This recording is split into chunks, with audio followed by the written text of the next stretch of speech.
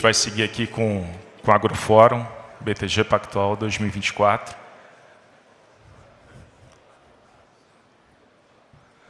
Bom, prazer estar aqui com todos vocês. Eu sou Bruno Henriques, trabalho no time de Research da parte de plataformas digitais do Banco BTG. Bom, hoje eu vou fazer aqui a moderação do painel A Indústria do Açúcar. E eu queria chamar aqui para o palco os participantes. Pierre Santu, diretor-presidente da TREO Brasil. Primeiro tema, debater um tema que tem sido recorrentemente levantado, que é o tema de produtividade. A gente sabe que é um fator-chave, né, para redução e controle de custos, mas a verdade é que a produtividade da cana no Brasil ela está estagnada há 15 anos. Então, chamando aqui para o Renato aqui para trazer essa primeira consideração, na tua visão, o que você acha que pode mudar esse quadro dessa produtividade estagnada da cana-de-açúcar aqui no Brasil? Bom dia a todos. Primeiramente, agradecer ao BTG pelo convite. É um prazer estar participando desse painel, juntamente aqui com o Pierre e com o Rodrigo. Com relação à sua pergunta, eu acho que tem alguns fatores que contribuíram para essa estagnação da cana, especialmente se você comparar com as outras culturas, né, soja e milho. Acho que o primeiro fator é o fato da cana ser uma cultura semi-perene. Então, qualquer resultado de melhoramento, você precisa de um tempo maior para ter resultados. Acho que isso acabou atrapalhando, fora a complexidade da cana, do ponto de vista genético. É uma planta poliploide, então tem uma dificuldade genética maior. Outro ponto que eu acho que atrapalhou um pouco a cana é a questão da propagação. Então, a maneira de plantio de cana ainda é muito ineficiente. A gente gasta praticamente um sexto de uma área para plantar, um sexto de hectare para plantar 1 hectare. Então, você perde muita cana no plantio, acaba enterrando pedaços de cana a 30 centímetros de profundidade. Então, é uma atividade ineficiente e muito pesada, especialmente se você comparar com o plantio de grãos. E depois a mecanização, que eu acho que teve uma mecanização muito rápida, com máquinas muito pesadas, que causaram, ainda não haviam variedades adaptadas para a colheita mecanizada, então houve muito dano no ativo biológico, na soqueira, pisoteio, perdas. Mas a gente é otimista com o futuro da produtividade da cana. Acho que tem um espaço para recuperar aí essa estagnação. E aí eu vou citar alguns exemplos de tecnologias que nós estamos utilizando na Decoagro, que eu acho que tem um potencial grande aí de melhorar a produtividade, inclusive endereçar alguns desses pontos que eu comentei. Acho que começando pelo plantio, nós estamos usando lá o MPB com uma multiplicação de meristema. Então, nós temos uma biofábrica com capacidade de produzir 26 milhões de mudas por ano, usando a multiplicação de meristema. Quando você usa essa multiplicação de meristema, você aumenta em 20 vezes a velocidade de multiplicação daquela variedade. Então, é uma maneira de você colocar materiais mais adaptados, especialmente em novas fronteiras, como é o caso do Mato Grosso do Sul. E depois a gente alia essas mudas pré-brotadas com meiose ou cantose, e aí acaba aumentando em 10 vezes a taxa, a rapidez aí de plantio e para espalhar essas variedades de maneira mais rápida.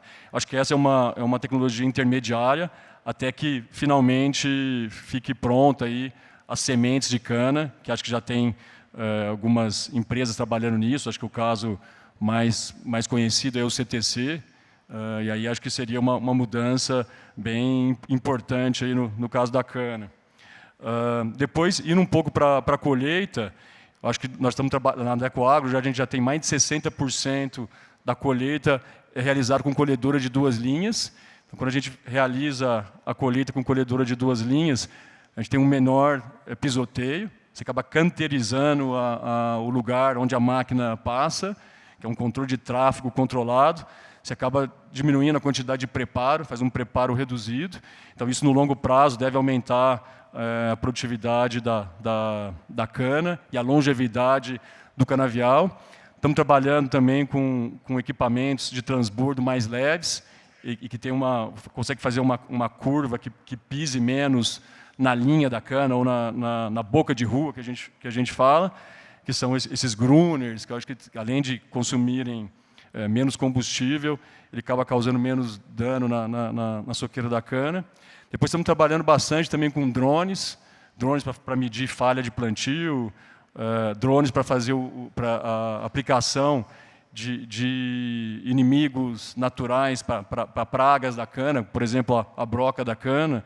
Com isso, a quantidade de pessoas trabalhando na área de praga diminuiu bastante.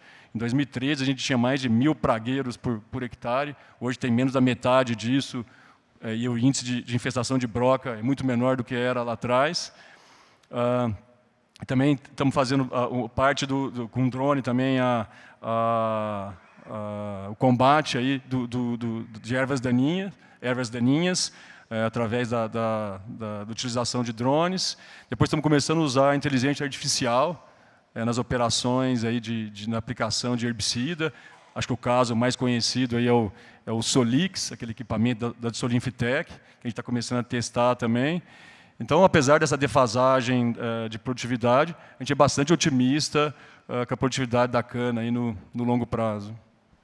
Pierre? Eu concordo com Renato, tem realmente hoje cardápio de soluções, seja genéticas, de variedades, de tecnologias, de equipamentos, que dão para enxergar uma melhoria da produtividade. Agora, eu diria que a realidade do dia a dia é pouco mais complicada que isso. Por quê? Porque a cana é uma planta com ciclo. Então, quando você planta, você vai plantar para 5, 6, 7 anos. E a realidade é que com o aquecimento global, hoje você tem uma variabilidade climática que é muito mais importante. Então, você está enfrentando eventos climáticos extremos com muito mais frequência. O que significa que quando você está enfrentando essas variações, você pode machucar sua matéria-prima e seu ativo biológico que vai precisar de mais tempo para recuperar. Então, isso é o desafio. Então, de maneira geral, a leitura é que a produtividade da cana no Brasil não está crescendo. Dá para haver também grandes diferenças entre os diferentes actores. Então, hoje, a média do mercado é por conta de 11 toneladas de açúcar por hectare, açúcar equivalente. Tem players que estão fazendo 14 e tem outros que estão fazendo 6. Então, que mostra que o capricho, o manejo faz a diferença. Porém, apesar de todas essas inovações, eu fico preocupado pelo impacto das mudanças climáticas sobre o ativo biológico, que faz que você pode fazer tudo bem, e se tudo bem tem impacto sobre, eu diria, 30% da produtividade, porém, no final do dia, as precipitações continuam a ter impacto sobre 60% ou 70% da produtividade. Então, aquecimento, menos chuva, mais temperatura é uma preocupação muito forte. Nós continuamos trabalhando do mesmo jeito que Renato e meus outros colegas aqui, porém, tem ponto de preocupação muito forte sobre isso. Rodrigo, alguma coisa que você acha nessa iniciativa de produtividade que possa impactar no curto ou médio prazo? Porque a discussão sempre ela fica muito longo prazista, né? Bom dia, queria primeiro cumprimentar o Bruno, agradecer o convite aí do BTG, nossos colegas aqui, painelistas, Renato e Pierre. Eu queria falar um pouquinho, Bruno, antes defender um pouco os avanços do setor da cana, né? Você falou, nos últimos 15 anos, a produtividade a nível de Centro-Sul, de fato, esteve meio estagnada. Mas, assim, por outro lado, nós fizemos algumas coisas interessantes no setor, né? A gente teve a iniciativa da cogeração, que a cogeração veio ajudar em até 30% a mais de fluxo de caixa livre nas unidades produtoras de açúcar, então ajudou produtividade e competitividade. a colheita de cana, o Renato falou um pouco aqui, mas teve um avanço enorme nos últimos 15 anos, né? A gente mecanizou toda a colheita, e agora nós estamos usando todas as tecnologias de controle em tempo real, que são centros de operações agrícolas, né? Que as usinas, boa parte das usinas de custo e gestão mais avançada já estão usando esse centro de operações, e fica controlando tudo em tempo real, todos os equipamentos no campo, dando mais otimização para esses equipamentos. Então, foi uma evolução muito grande que nós tivemos na colheita, e até a semana passada a gente teve uma reunião com o PSEG, quando você olha o custo de CCT, né, que é colheita, carregamento e transporte, nos últimos 20 anos nós tivemos uma evolução grande com essas tecnologias. No plantio, o Renato falou aqui, mecanizou-se o plantio, usando MPB, meiose, tudo para ter uma velocidade maior de melhorar a variedade genética ali da cana e reduzir custos também. Agora nós estamos tendo essa questão dos fertilizantes, que a gente está usando a vinhaça, enriquecendo com outros nutrientes, para fazer uma aplicação só com matéria orgânica. A gente começou a usar muito mais, assim, a Jalles hoje nas unidades de Goiás tem 30% da área orgânica, que é toda só com fertilizantes e controle todo biológico. Então, isso aumentou também, inclusive no convencional, nós conseguimos reduzir muito o custo com herbicida, com fertilizantes, fazendo taxa variável, corretivo, fertilizantes, até em herbicida, taxa variável. Agora, com o uso de drones também, nós temos melhorado pulverização, controle, né, de infestação, controle de falha de plantio. Então, tudo isso foi uma evolução grande do setor. Agora estamos aproveitando melhor o biogás, né? A Decoagro já está fazendo o biometano, nós estamos fazendo o biogás, vamos fazer o biometano também agora no futuro, né? Então, assim, o setor avançou. Nós, falando um pouco de Jalles, nós também conseguimos sair de uns 80 toneladas por hectare, 15, 20 anos atrás, e estamos hoje ali em quase 100.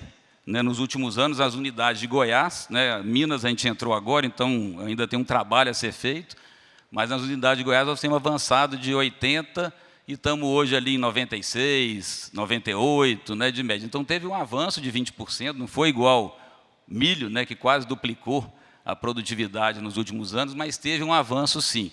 E a gente tem tido surpresas agradáveis com novas variedades desenvolvidas aí por institutos que fazem pesquisa em genética, né, o IAC, CTC, variedades que estão trazendo uma produtividade aí até 30% a mais do que as variedades que a gente tem. É um salto grande. Então, nós temos multiplicado rápido essas variedades para elevar a produtividade do canavial. E aí, Bruno, isso é essencial. Até o Duarte, numa palestra da Tagro, ano atrás, falou assim, ó, basta ver o que aconteceu com a produtividade do milho para ver por que ele ficou competitivo ao longo dos anos no país da cana, né?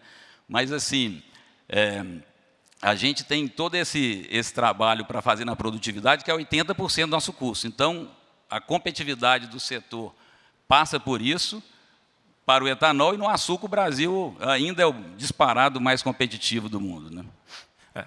E aí, agora, mudando um pouco o espectro, né, tem um outro parâmetro também que é muito importante para o setor, aliás, todo o setor de commodities, além de produtividade e custo de produção, um olhar sobre preço. Apesar de ser o setor que é price taker, né, que é um caso também de vocês, hoje a gente tem visto, né, oferta e demanda. O Brasil parece, aparentemente, é a única plataforma global com capacidade de expandir a oferta. A demanda cresce ali, os seus 1%, 2% ao ano, há muito tempo. Então, mas pegar um pouco da visão de vocês, à luz dos eventos recentes, né, clima adverso, questão de produtividade, a gente teve, enfim, esse ano um pouco marcado ali por, né, queimadas extensas, alguma perda ali de safra de canavial, os preços de longo prazo, eles ainda parecem, né, relativamente contidos. Então, pegar um pouco do pulso aqui de vocês, da visão de vocês, dos dois lados aqui da equação. Oferta, alguma coisa que pode mudar, se a China, se a Índia, de fato, vai lá para os 20% de mistura, e uma demanda que, de novo, há muito tempo ela não muda a taxa de crescimento, tem alguma coisa que a gente não está vendo. Pierre, por favor. Somos aqui para falar do açúcar. A Tereos acredita muito nesse mercado. Somos o segundo maior produtor de açúcar do mundo e segundo maior produtor de açúcar no Brasil. Qual é a situação? Você mesmo falou de uma taxa de crescimento de 2%. Se você projeta isso sobre os 5 próximos anos, significa que tem uma demanda adicional entre 8 e 10 milhões de toneladas de açúcar que vão chegar no mundo. E a grande pergunta é de onde vai vir esse açúcar. Você tem o hemisfério norte, onde tem a Europa, a Rússia, tem um pouco de China também. E lá é beterrabia e não tem realmente grande potencial de crescimento. Então, todo o crescimento vai vir da cana-de-açúcar, que está posicionada entre o Brasil, a Índia e a Tailândia. Quando você olha o S&D, hoje, sobre esse prazo de 5 anos, não é muito claro de onde vai vir essa capacidade de produção. Tem muita volatilidade na Índia. A Índia também está incentivando a produção de etanol para ter uma maior incorporação dentro da gasolina deles. É importante para a descarbonização da Índia e também muito importante para a estabilização do mercado mundial. Então, quando você olha isso, achamos que, se você olha também o custo de produção que aumentou em todas as partes do mundo de 30%, o equivalente cash cost do Brasil hoje está um pouco acima de 15 centavos, lá na Índia é entre 20 e 22, então claramente o preço de equilíbrio do mercado hoje ele está por conta de 20 centavos. Quando você compara com o preço do etanol, que hoje é um equivalente de 16 centavos, isso explica porque toda a gente fala o etanol tem um futuro promissor, porém toda a indústria quer fazer açúcar, é a realidade. Então, o benefício do açúcar é que você tem um S&D global que é muito mais estabilizado, onde tem muito mais visibilidade, contra o mercado do etanol, que é um mercado mais local, mais político. O nome de Petrobras não foi pronunciado durante a sessão anterior, porém, é realmente uma empresa que tem um grande impacto também sobre o preço do etanol, o que tem que considerar. Então, para nós, realmente, ter um mercado com essas perspectivas em dólares, onde você pode exportar sem interferência política, tem muito valor. Então, nossa visão é bastante construtiva para os próximos anos. Agora, você tem considerações de curto prazo para ver como as coisas vão se equilibrar. Claramente, tem grandes perguntas sobre a safra 25 no Brasil, com a seca que temos conhecido até agora. Índia vai exportar, não vai exportar, são outras considerações. Porém, eu diria que a médio prazo, temos uma visão super construtiva sobre o preço do açúcar. Rodrigo, quer trazer tuas ponderações?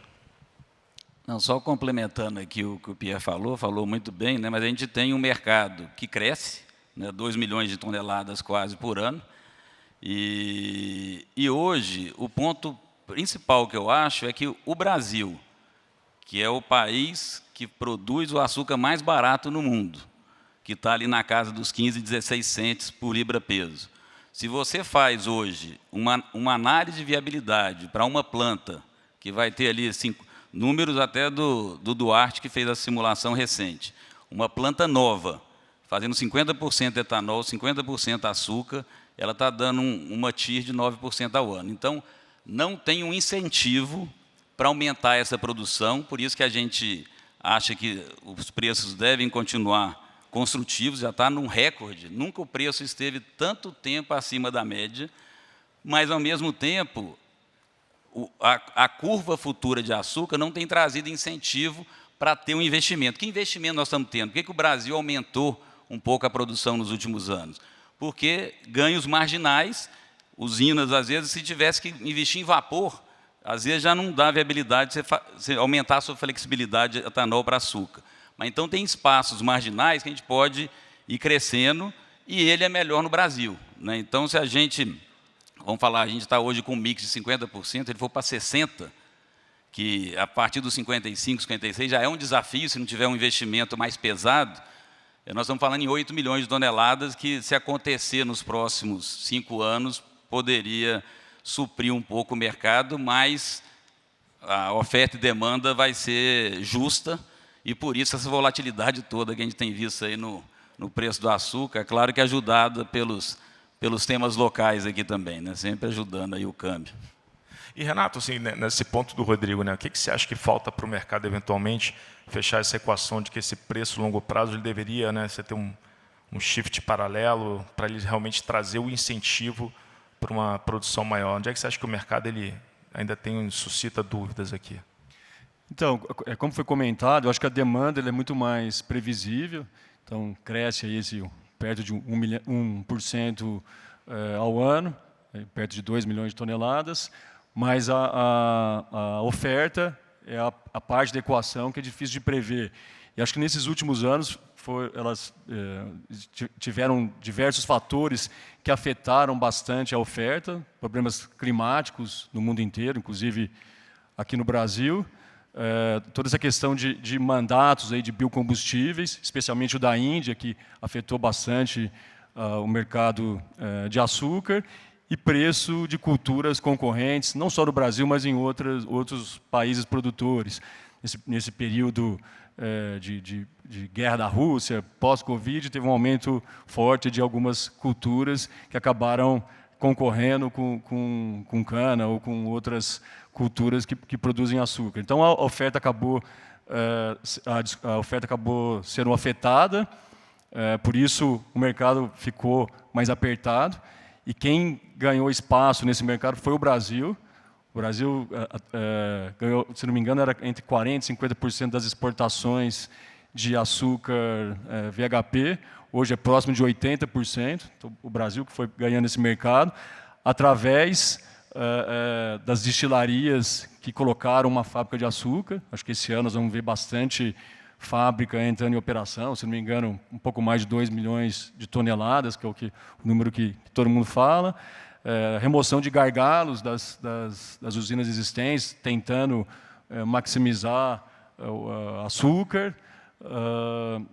Então, assim, só que eu acho que essa capacidade do Brasil de colocar mais açúcar no mercado está chegando no limite.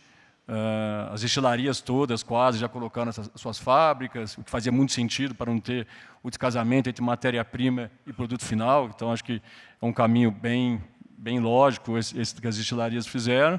Mas agora está chegando no limite. Então, acho que capacidade adicional talvez venha de países que têm um pouco de capacidade ociosa, Tailândia, talvez alguma coisa de Índia. Mas, no longo prazo, o único jeito para incentivar a oferta é a curva, como você comentou, ela subir. E acho que o Brasil, que é o produtor de mais baixo custo, como foi comentado aqui, é o candidato natural de ofertar esse açúcar adicional no mercado, mas precisa de uma curva em carry por um período longo para poder incentivar os investimentos e ter uma taxa de retorno maior que os 9% que foi comentado aqui. Bom, migrando aqui para o outro lado aqui a gente falou muito de açúcar, vou falar um pouquinho agora do etanol, né? Até no painel anterior a gente foi muito bem discutida a questão da demanda de longo prazo, né, em relação a etanol. Você tem hoje as usinas estão um pouco incentivadas a produzir etanol, então a gente está vendo bastante consumo de etanol de cana. No curto prazo, os preços estão respondendo. Mas existe uma dúvida ainda de longo prazo, que é essa discussão de demanda à luz da quantidade de etanol de milho que está vindo para o mercado, né? Tem aumentado ano contra ano, o share de etanol de milho é esperado que aumente de forma substancial nos próximos 5 anos. Tentando aprofundar um pouco o tema de absorção de demanda de etanol, que, de novo, foi trazido aqui no painel anterior, então a gente faz aqui uma continuidade. Rodrigo, o que você pode trazer, né, tua visão em relação a essa capacidade do mercado de fato absorver essa demanda por etanol num prazo mais longo? Bruno, vou dividir em duas partes, né, a resposta. A primeira das novas, vamos falar assim, novas fronteiras para o etanol, né, que foi falado aqui muito no painel anterior, que é um SAF que vai ter uma demanda de 450 bilhões de litros de SAF até 2050. Para fazer 450 bilhões de litros de SAF, você precisa de 800 bilhões de etanol. Então, 800 bilhões de litros de etanol, vamos falar que a gente participe com 10% disso, é 80 bilhões de litros de etanol. Aí você vai para o bunker, né, que foi falado, são 280 bilhões de litros, que eles estão indo para o metanol e para o etanol. Também, se a gente tiver uma parte disso, é um volume enorme. Então, vamos falar, se tiver 10%, nós estamos falando aí de 30 bilhões de litros. Só para ter uma ideia, Bruno, hoje o mundo inteiro produz 124 bilhões de litros. Peguei esse número até com o Plínio Nassari da Datagro, atualizado, 124 bilhões de litros. Nós estamos falando de uma demanda assim, enorme que pode vir por etanol. Tem os bioplásticos, tem o etanol como fonte de hidrogênio. Então, sim, mas tirando essa nova fronteira, que é uma coisa de médio e longo prazo, né, que está começando a acontecer, se a gente olhar para o mercado local, que é onde vai boa parte do nosso etanol hoje, né, nós temos hoje um mercado de 34 bilhões de litros de etanol. Se não fosse o etanol de milho, estaria com pouco etanol no mercado. Foi importantíssimo o etanol de milho suprir essa migração da cana-de-açúcar mais para o açúcar, né, que o Pierre falou. Etanol remunerando 15 centavos, 16 centavos, equivalente por libra-peso, e açúcar 20, 21, 22, ninguém vai fazer, o máximo de açúcar que você consegue fazer, vai fazer. Então, o etanol de milho foi super importante. E se a gente olhar para frente, o etanol de milho, daqui a 5 anos, vai estar em 15 bilhões de litros, né, que você falou. Então, dos 8 atuais, são mais 7 bilhões de litros. Sem considerar as novas fronteiras, nós temos um aumento de mistura de anidro na gasolina C, que vai de 27 para 30, deve ir no curto prazo, é 1 bilhão e 300 mil litros. O crescimento do ciclo Otto é na casa aí de 3% ao ano. Então, mais 5 anos, nós estamos falando aí de 3 bilhões e meio de litros. Nós estamos falando de, já deu 5 bilhões de litros. Se a gente olhar também o mix de açúcar saindo de 50 para 60, que é continuar com esse incentivo, deve chegar, você aumenta 8 milhões de toneladas de açúcar e diminui 5 bilhões de litros. Então, só aí deu 10 bilhões de litros. Então, 8 atuais para 18, você só com o crescimento orgânico, o aumento do mix de açúcar, ainda precisava de mais etanol. E, por último, vamos falar que o etanol de milho vai para 30 bilhões de litros. Com paridade de 67%, nós estamos usando o ciclo Otto entre hidratado e anidro, 50% de participação que o etanol tem no ciclo Otto total. 32% atualmente com hidratado e mais 18% com anidro. Se essa paridade vir para 62%, que é ruim porque o preço potencial do etanol cairia para nós todos, remuneraria menos. Mas seria uma adição de 12, 13 bilhões de litros, porque aí essa participação aumentaria, estaria mais incentivado. Então, é muita opção, mesmo localmente, sem considerar as novas fronteiras, para o etanol. Então, essa preocupação ela acaba sendo exagerada em relação ao etanol de milho aumentar e tudo, e acho que ele vai aumentar sim, e acho que nós mesmos, como produtores de etanol de cana, também estamos olhando no futuro, pode ser um investimento possível, né, que a gente venha fazer. Então, assim, vamos falar, o cenário é muito bom, ainda tem as perspectivas futuras, né? Junqueira? Eu concordo com o Rodrigo. Acho que o etanol de milho vai continuar aumentando, talvez numa velocidade menor, porque as áreas mais eficientes para produzir etanol de milho já estão sendo ocupadas, então talvez a velocidade de crescimento diminua um pouco. E acho que existe muita demanda nesses pontos que foram mencionados pelo Rodrigo. Então, o próprio aumento das 27, que poderia chegar até 35%, aí seria entre 3 e 4 bilhões de litros de etanol. Depois tem o crescimento do ciclo Otto, aí entre 2% e 3%, que já foi comentado, também é outra fonte de crescimento. E a participação do hidratado que hoje acho que é próximo de 30% e poderia subir bastante. Isso sem falar nas novas fronteiras e nos novos produtos. Acho que o ponto aqui é que muitas vezes a oferta ela não cresce de forma linear, assim, exatamente correndo atrás da demanda. Então, eu acho que até para ganhar esse market share, talvez o preço de etanol em algum momento abaixe. E aí acho que o segredo que a gente deveria focar é em custo de produção. E quando eu falo custo de produção, não é só o custo de produção tradicional, que é reduzir custos, aumentar a produtividade. Acho que é agregar valor nos novos produtos, que aí vai muito em linha com a lei do combustível do futuro. Então, a gente só vai ter SAF se tiver etanol. Só tem biometano se tiver vinhaça, se tiver etanol.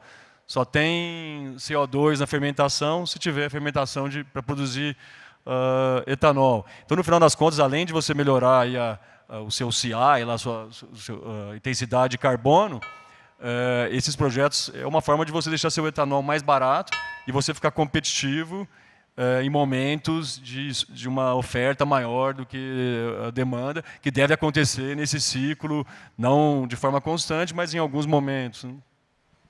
Pierre,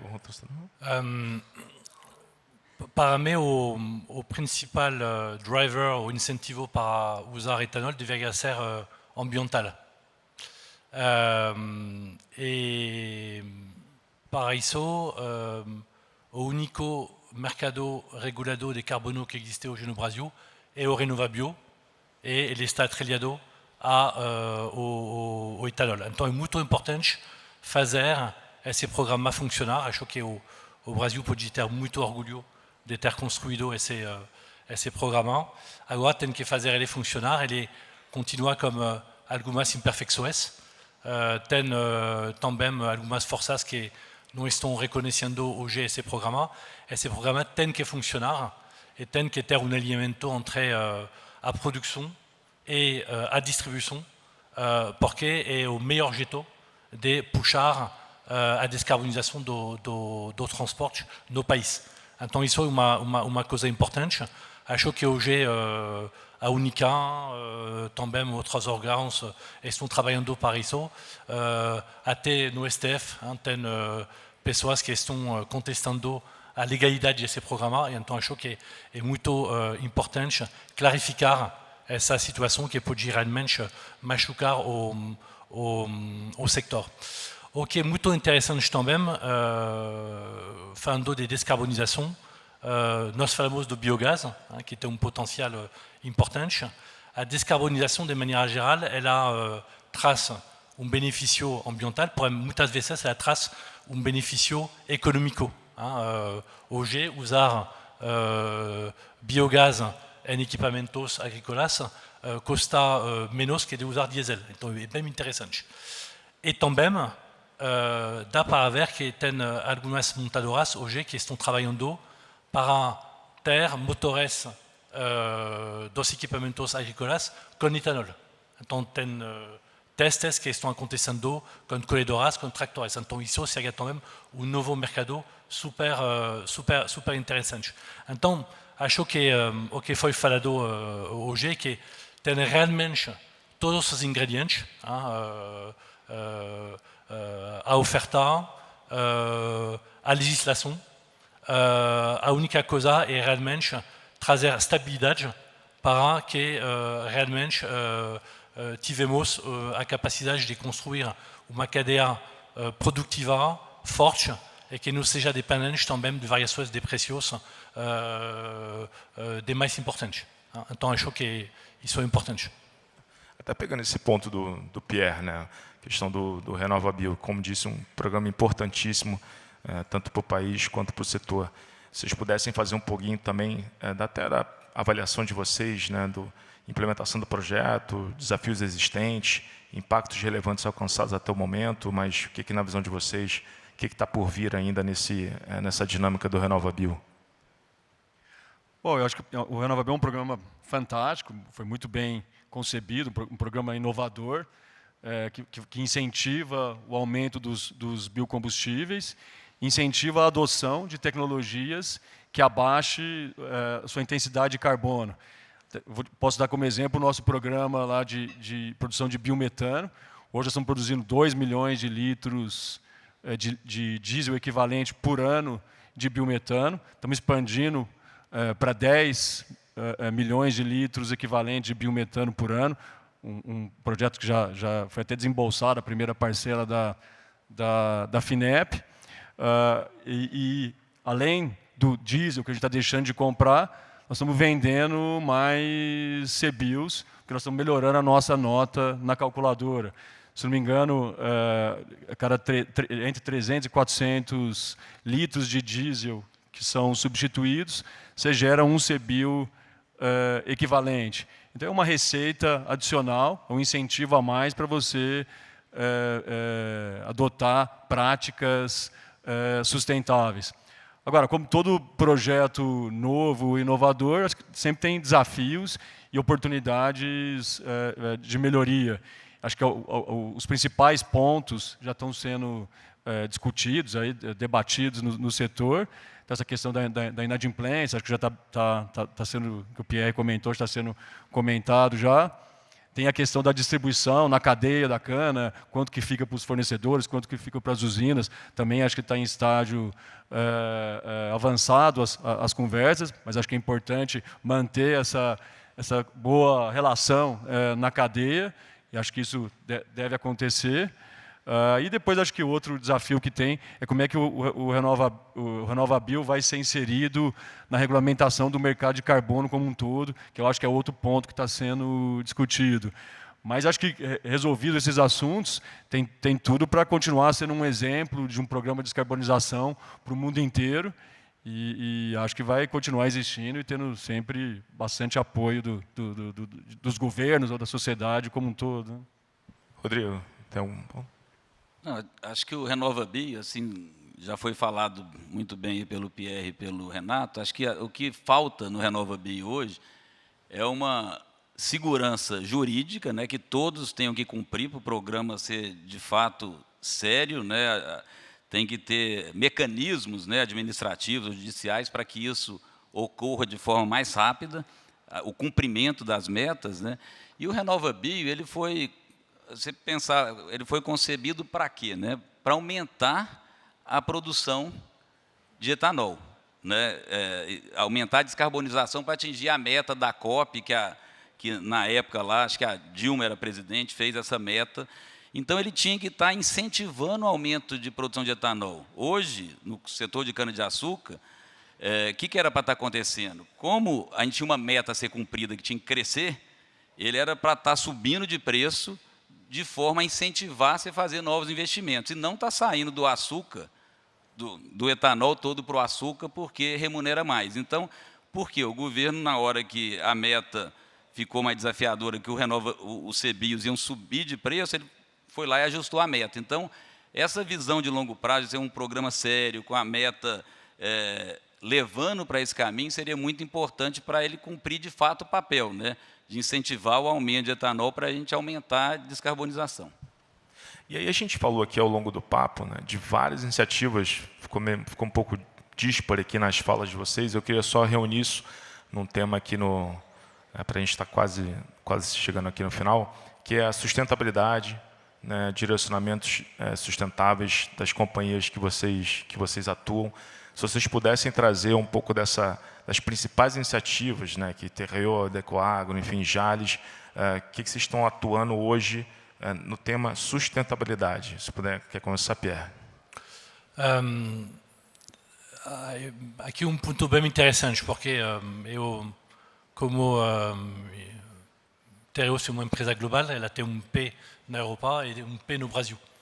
Então, é muito interessante de ver a diferença entre a realidade do Brasil e a perspectiva que pessoas fora do Brasil podem ter sobre o país, que é uma perspectiva equivocada e muitas vezes errada, sem conhecimento da realidade.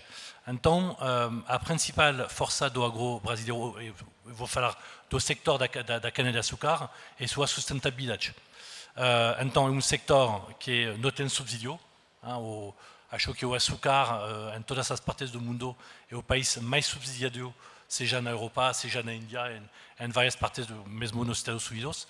E lá temos uma indústria que é competitiva, com preços baixos e com altíssimo nível de sustentabilidade. Então, nós falamos da pegada de carbono, quando você compara a pegada de carbono da cana do etanol base cana de açúcar, quando você compara com etanol de milho second crop, mesmo vindo do Brasil, e quando você compara com o mesmo produto vindo dos Estados Unidos, é de para 2. Bom. E então tem conteúdo de sustentabilidade super forte, não tem risco de desmatamento, que é uma grande preocupação fora do Brasil. Claramente, sobre o assunto da biodiversidade, temos que continuar trabalhando porque continuamos usando alguns produtos que são proibidos em outras partes do mundo, mas vai evoluindo. Renato citou o exemplo do Solix, da Solimtech. Temos 2 equipamentos que estão trabalhando nossas operações desde mais de ano, e basicamente você consegue reduzir a quantidade de herbicida de mais de 60%. Você tem uma câmera como inteligência artificial que identifica se tem a erva daninha ou não, e que vai só pulverizar nesse caso. Então, são exemplos. Então, o potencial é enorme. Bioinsumos é outro exemplo. O fato de ter energia limpa a partir de biomassa é também elemento. Então, tem realmente que incentivar isso. E eu diria que o papel do governo brasileiro e o sector não espera nada do governo, a única coisa que ele deveria fazer é defender a sustentabilidade do Brasil durante as COPs. Porque quando você olha as últimas COPs que aconteceram, o Brasil perdeu muitas oportunidades de valorizar seus ativos. Por exemplo, tem o exemplo dos APPs que existem no Brasil e que não são valorizadas de ponto de vista ambiental. Deveria ser o caso. Então, exemplo a mais que o Brasil tem que se organizar para ir de maneira estruturada para os COPs. Acho que a COP de Belém vai ser uma oportunidade para realmente demonstrar e explicar ao resto do mundo como sua matriz é muito mais, sua agricultura é muito mais sustentável que em outras partes do mundo. Junqueira? Bom, eu acho que o nosso negócio ele já é sustentável por natureza, já que a cana é a planta mais eficiente em transformar energia solar em carbono. Então, já é um negócio sustentável por si só. Mas eu vou citar alguns exemplos de projetos que nós temos na Adecoagro que eu acho que fazem com que a gente fique bem sustentável, tanto que a nossa nota no RenovaBio é bem baixa, a nossa nota do Corsia Plus, que nós somos certificados, é bem baixa também. Acho que um ponto para destacar é a questão da eficiência energética. Nossas plantas consomem muito vapor, consomem muito pouco vapor, são muito eficientes. Acho que Ivinhema é a planta mais econômica em consumo de vapor do Brasil, menos de 350 kg de vapor por tonelada de cana, então a gente exporta muita energia. Acho que isso é um fato importante. Até escutando um pouco o que o Mussa falou no painel anterior. Depois, eu acho que outro ponto para destacar é a questão de reciclagem de nutrientes. Hoje, a gente concentra vinhaça, então a gente joga vinhaça, aplica vinhaça numa área, quase 100% da área de cana-soca, joga um pouquinho de adubo potássico na cana-planta. Então, nós somos praticamente autossuficientes em adubo potássico, que eu acho que é outro ponto que a gente gosta sempre de destacar. E, por fim, o projeto de biometano, que hoje a gente está produzindo os 2 milhões de litros de diesel equivalente. Temos mais de 130 veículos leves movidos a biometano na planta de Ivinhema. Temos hoje 4 motobombas para fazer a irrigação da água residuária movidas a biometano, que inclusive são mais eficientes do que a diesel. Temos já caminhões, tanto os caminhões flex, que você pode colocar, o caminhão roda com diesel e biometano, quanto caminhões exclusivos a biometano. Então, já estamos fazendo parte do transporte de cana e começamos a fazer o transporte de açúcar com caminhões a biometano também. E, como eu comentei aqui, é um projeto que nós já estamos... já está contratado o financiamento para expandir e mesmo com essa expansão que nós vamos produzir, vamos aumentar de 6 mil normais metros cúbicos por dia de produção de biometano para 30 mil por dia.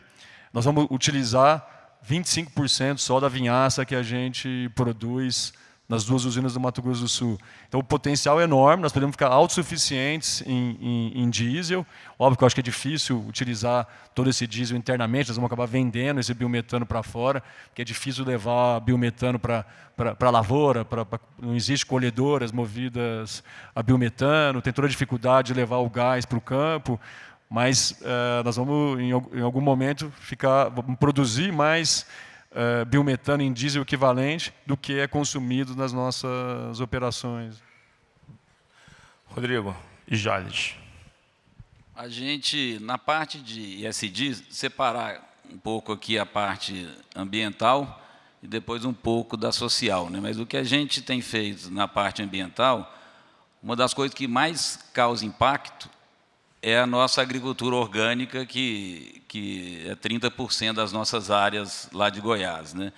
Então, isso acabou que foi o impacto da gente ter a melhor nota do RenovaBio entre as usinas brasileiras, porque o que mais impacta em intensidade de carbono na régua do RenovaBio é o uso de nitrogenados. O óleo diesel é o segundo que mais impacta. Então, o fato de a gente ter uma agricultura orgânica, acaba a gente tendo uma intensidade de carbono menor na produção de etanol, então um RenovaBio com nota muito boa. Outro ponto que a gente tem feito em relação à parte ambiental é esse uso mais racional com o uso de geoprocessamento, com drone, Vant e taxa variável dos corretivos, defensivos. Então, tudo isso, o uso desses sistemas, né, que a gente tem usado aí da Solinfitec, que o Pierre e o próprio Renato citaram, faz a gente ter um consumo de óleo diesel menor, você fica com os ativos todos mais controlados. Outro ponto é o biogás, nós estamos fazendo 50 mil normais metros cúbicos, um investimento junto com a Albioma, né, uma joint venture que a gente tem, e agora nós estamos avaliando o segundo passo, mas esse biogás hoje é injetado na caldeira para gerar energia elétrica. Então, acho que na parte ambiental, recomposição de mata ciliar, que a gente sempre faz e tudo, e é importante, quando a gente olha para a parte social, o setor de açúcar e álcool, é o que o Renato falou, ele por si só, ele tem um ESG muito forte, porque ele interioriza desenvolvimento no Brasil, no interior do Brasil, né? Ele leva desenvolvimento, renda, emprego para o interior do Brasil, que é muito importante. E na parte social também, a gente tem uma escolinha, a gente tem uma escola com 600 alunos, né, que foi feita para os filhos dos colaboradores da empresa, que a gente faz um ensino mais multidisciplinar, com questões de liderança e tudo, que a gente subsidia essa escola para os filhos dos colaboradores. Escola de qualidade, com preço quase próximo de zero para quem tem um salário menor e vai subindo conforme o salário, né? Então, a gente tem uma escolinha, tem um concurso de redação que a gente faz na cidade, né, para os alunos de 9º ano, que impacta muito na educação da cidade. Estamos sempre fazendo projetos aí junto com a comunidade. Mas aquilo, de novo, o setor nosso, ele é um setor ESG por natureza, né? Ele sequestra o carbono na cana, ele interioriza desenvolvimento, ele cria mais igualdade, né, nessas regiões, né, que às vezes estava só em pecuária, às vezes alguma coisa de agricultura. Então, mas é isso, a gente tem feito... outro ponto importante, né, o nosso setor, no passado a gente não tinha mulheres no setor, o setor extremamente masculino. E hoje, a Jalles, para o setor agrícola, eu acho alto, nós temos 22%, 23% do corpo de colaboradores são mulheres. Então, foi um avanço grande nessa parte de diversidade também na empresa. Perfeito. Bom, pessoal, a gente está chegando aqui no finalzinho do nosso painel. Queria deixar aqui 2 minutos para as considerações finais de vocês em relação a todos os temas que a gente comentou aqui hoje. Se pudesse apontar, enfim, uma espinha dorsal do que vocês gostariam de deixar de mensagem final aqui hoje para a gente ficar de olho em relação à indústria do açúcar. Não, assim, acho que a mensagem é aproveitar esse momento de transição energética. Acho que tem várias oportunidades, inclusive dentro da lei do combustível do futuro. Nós já estamos tentando se posicionar em todos os pilares possíveis, seja biometano, aumento de mistura, SAF, BECS. Então, acho que tem toda essa agenda de posicionamento nesses novos produtos. Acho que é um momento especial para o setor e a gente tem que tentar aproveitar isso. Obviamente, nunca esquecendo da essência, que é ter custo baixo, simplicidade nas operações. Para chegar no futuro, tem que ter um presente sustentável e que a gente, para conseguir chegar lá e ter força para fazer todos esses projetos e chegar no futuro com bastante força financeira. E acho que essa é um pouco da mensagem. Pierre? Bom, au secteur sucro-energético no Brasil é o sector que agrega mais valor acima da matéria-prima. Nós temos outros exemplos de cadeias onde você tem a agricultura e a indústria juntos. E então, o que o sector produz e exporta é realmente com uma valor agregada super forte, valor financeira e valor ambiental também.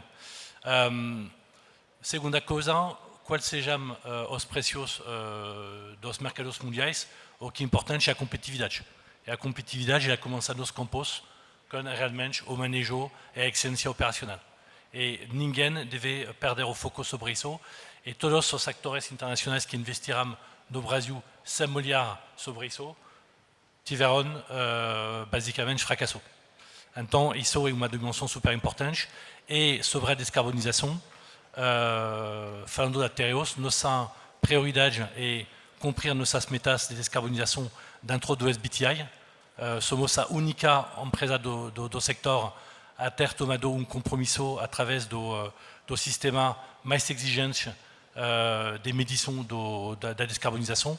E nosso objetivo é de reduzir de 50% nossas emissões Scope 1 e de 30% de tudo o que é relacionado ao sector agrícola. Então, vamos continuar nessa trilha. Tem grandes desafios, porém, acreditamos muito nesse negócio. Rodrigo, palavras finais. Acho que o futuro para o setor, né, Bruno, é maravilhoso. Nós podemos ser, mais ainda que somos, um protagonista, né, nessa transição energética, em competitividade. Quando a gente fala em açúcar, né, quem mais barato produz açúcar no mundo, tem um espaço grande no açúcar, no etanol, como a gente falou, um monte de fronteira. E a gente tem que fazer o dever de casa, né, trabalhar muito produtividade, competitividade. 80% do nosso custo está no campo, então tudo isso que a gente falou aqui é muito importante para a gente seguir evoluindo, melhorando e sendo mais competitivo a cada dia. Mas é um setor que pode ajudar muito o Brasil a ter um papel de protagonismo internacional na transição energética. Queria agradecer a de vocês três, Rodrigo, Junqueira, Pierre. Obrigado pela participação aqui no Agrofórum BTG Pactual 2024. Obrigado.